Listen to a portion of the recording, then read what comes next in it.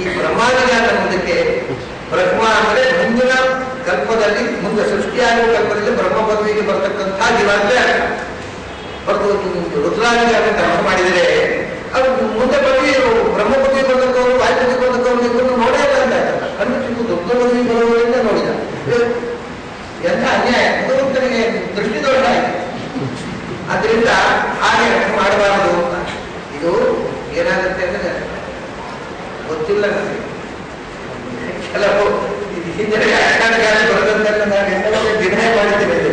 ಇದು ಆಚಾರ್ಯರ ಸ್ಪಿರಿಟಲ್ಲಿ ಅರ್ಥ ಮಾಡಿಕೊಳ್ಳದೆ ವ್ಯಾಖ್ಯಾನ ಬರೆದಿದ್ದಾರೆ, ಹಾಗೆ ಅರ್ಥ ಮಾಡಬಾರದು ಅಂತ ಒಂದು ಕಥೆ ಉಂಟು. ಅಂದ್ರೆ ಹಿಂದಿನವರು ಬರೆದದ್ದನ್ನು ಏನು ಅದು ಏನಂದ್ರೆ ಏನು ನಾನು ಹೇಳೋದು, ಹಿಂದಿನವರು ಬರೆದದ್ದನ್ನು ತಪ್ಪು ಅಂತ ಹೇಳುವುದಂದ್ರೆ ಏನು. ನಾನು ಮೊನ್ನೆ ಹೇಳಿದೆ ಅದಕ್ಕೆ ಪರಿಹಾರ 3 ವರ್ಷಗಳ ನಾನು ಹಿಂದಿನವನ್ನ ಅಂತ ನಾನು ಪರಿಹಾರ ಹಿಂದಿನವರಪ್ಪ ಬಲ್ಲಂಜಿಯವರು ಅವ್ರು ಹೇಳ್ತಾ ಇದ್ರು 3 ವರ್ಷ ಅಂತ ಹೇಳ್ತಾರೆ. ಅದನ್ನು 100 ವರ್ಷ ಹೇಳ್ಬೇಕು ಅಂದ್ರೆ ಏನು 100 ವರ್ಷ ತನಕ ಹಾಗೆ ಹೇಳ್ತಿದ್ರೆ ಏನು ಅದೇ ಪ್ರಶ್ನೆ ಏನು ಅಂತ ಅಲ್ಲೂ ಆ ರೀತಿ ಪ್ರಶ್ನೆ ಆಗ ತನ್ನಷ್ಟಕ್ಕೆ ಆಗುತ್ತೆ. ಹೀಗೆ ಆ ಬ್ರಹ್ಮಾದಿಗಾರ ಕಲಿಬರಾದಲ್ಲಿ ಬ್ರಹ್ಮ ಅಂದ್ರೆ ಮುಂದಿನ ಕಲ್ಪದಲ್ಲಿ ಚತುರ್ಮುಖ ಪದವಿಗೆ ಗೌರವಿಸುವಂತೆ ಹೊರತು ರುದ್ರಾದ ಹಾಗೆ ಅರ್ಥ ಮಾಡಿದರೆ ಆಚಾರ್ಯರ ನಿರೂಪಣೆಯಲ್ಲಿ ಒಂದು ಅಸ್ವಾರಸ್ಯ ಬರುತ್ತೆ. ಒಂದು ನ್ಯೂನತೆ ಬ್ರಹ್ಮ ಚತುರ್ಮುಖನ ಮುಂದೆ ಕಲ್ಪ ಸೃಷ್ಟಿಯಾಗುವ ಬ್ರಹ್ಮವಾಯುಗಳನ್ನು ನೋಡೇ ಇದ್ದಾವೆ. ಅದರಿಂದ ಹಾಗೆ ಅರ್ಥ ಮಾಡಬೇಕು ಅಂತ ಬರೆದಿದ್ದೆ. ಅದನ್ನು ಸಂಕ್ಷಿಪ್ತವಾಗಿ ಹೇಳಿದೆ. ಈಗ ಇನ್ನೊಂದು ಬಹಳ ಮುಖ್ಯವಾದ ವಿಷಯವನ್ನು ನಾವು ನೋಡೋದಿಲ್ಲ. ಇವತ್ತು ಪ್ರಾರಂಭಿಸುವುದಿಲ್ಲ, ಇವತ್ತು ಮುಕ್ತಾಯ ಹಂತಕ್ಕೆ ಬರ್ತಾ ಇದ್ದೇನೆ ನಾನು. ಮುಂದೆ ಅಂದ್ರೆ 3 ಅಧ್ಯಾಯದಲ್ಲೇ ನಾವು ಓದ್ತಕ್ಕ ಅಧ್ಯಾಯಗಳು 3 ಅಧ್ಯಾಯದಿಂದ ಆಚೆ ಹೋಗಿಲ್ಲ.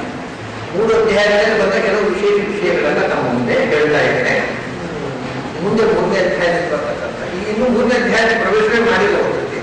ಅದು ಆ 3 ಅಧ್ಯಾಯ 4ನೇ ಅಧ್ಯಾಯದಲ್ಲಿ 3ನೇ ಅಧ್ಯಾಯದ ಕೊನೆಯಲ್ಲಿ ಬರ್ತಕ್ಕಂಥ ಇನ್ನೊಂದು ದೊಡ್ಡ ವಿಷಯ. ಯಾಕೆಂದರೆ ಬಹಳ ವಿಸ್ತಾರವಾಗಿ ಅದರ ಬಗ್ಗೆ ವಿಶ್ಲೇಷಣೆ ಮಾಡಿದ್ದೇನೆ.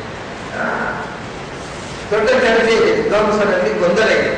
ರಾಮ ಲಕ್ಷ್ಮಣ ಭರತ ಶತ್ರುಘ್ನ ಈ ಕ್ರಮವು ಅಥವಾ ರಾಮನ ನಂತರ ಭರತ, ಭರತನ ನಂತರ ಲಕ್ಷ್ಮಣ, ನಂತರ ಶತ್ರುಘ್ನ.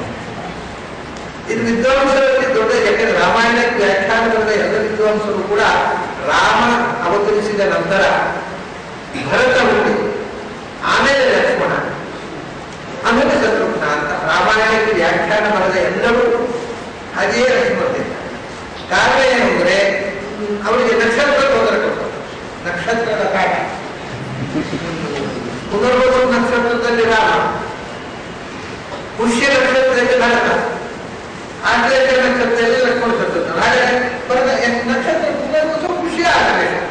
ಪುಷ್ಯ ನಕ್ಷತ್ರದಲ್ಲಿ ಹುಟ್ಟಿದವ ಆಶ್ಲೇಷ ನಕ್ಷತ್ರ ಜೂನಿಯರ್ ಆಗುತ್ತೆ. ಆದ್ದರಿಂದ ಭರತ ದೊಡ್ಡವ ಅಂತ ತೀರ್ಮಾನ ಮಾಡಿ ಕೂತ್ಬಿಟ್ಟಿದ್ದಾರೆ ಯಾರು ರಾಮಾಯಣಕ್ಕೆ ವ್ಯಾಖ್ಯಾನ ಬರೆದ ಹೆಚ್ಚಿನ ವಿದ್ವಾಂಸರು.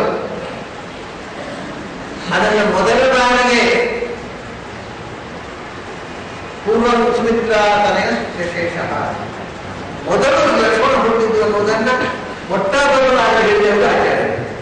ಅಲ್ಲಿ ತನಕದ ಎಲ್ಲಾ ರಾಮಾಯಣದ ವ್ಯಾಖ್ಯಾನಕಾರರು ಕೂಡ ಲಕ್ಷ್ಮಣ ಸಣ್ಣವ, ಭರತ ದೊಡ್ಡವ. ಅದನ್ನು ಮೊದಲು ಲಕ್ಷ್ಮಣ ದೊಡ್ಡವ ಅಂತ ಹೇಳಿದವರೇ ಆಚಾರ್ಯ. ಅದನ್ನು ಏನಾಯ್ತು ಅದಕ್ಕೆ ಸಂಗ್ರಹ ರಾಮಾಯಣ ಎಲ್ಲರೂ ಅದನ್ನು ಮತ್ತೆ ಕೇಳಿದ್ರು. ಒಟ್ಟು ಯಾರೋ ಒಂದು ವಾಕ್ಯವನ್ನು ಸೇರಿಸಬೇಕು. ವಾದಿರಾಜ ನಾನು ಹೇಳಿದೆ ವಾದಿರಾಜ ವ್ಯಾಖ್ಯಾನ ಒಂದು ಹೇಳಿದ ಲಕ್ಷಾಲಂಕಾರ ಕಾಂಟ್ರಾಕ್ಟ್